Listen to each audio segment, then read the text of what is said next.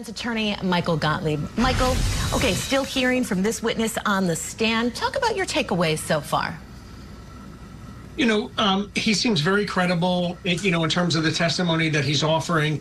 It doesn't prove or disprove anything, but it's important for the government to put in every piece of evidence, connect the dots or not connect the dots, but show that they tried to do everything they could to hone in on whether it's a suspect or a weapon. And if they couldn't do it, they couldn't do it. It builds integrity into the prosecutor's case to say, hey, look, we saw this gun, we found it, it was at or near the crime scene, we compared it to bullet fragments that were, that we took from the crime, and it didn't match. It builds integrity into the government's case and makes their case more believable when they do find pieces of evidence that sort of connect the dots and build on, whether it's a circumstantial case or a direct case. So I think it's important testimony.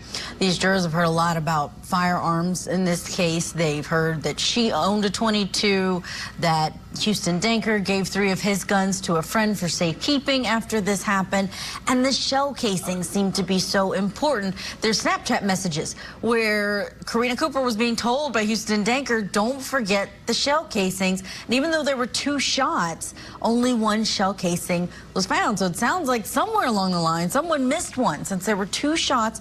Do you think that will make jurors believe that Houston Danker was the actual trigger person, or if they will think that it was Karina who was the trigger person?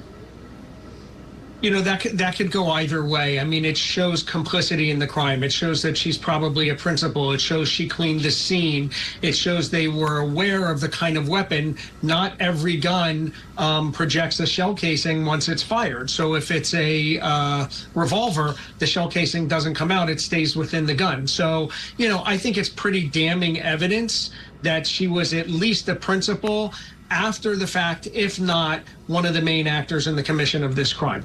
Yeah, good point. And either way, we could see a guilty verdict for someone who was not the trigger person, for sure. Yeah, definitely. Yes. Michael, thank you so much. We're going to squeeze in a quick break.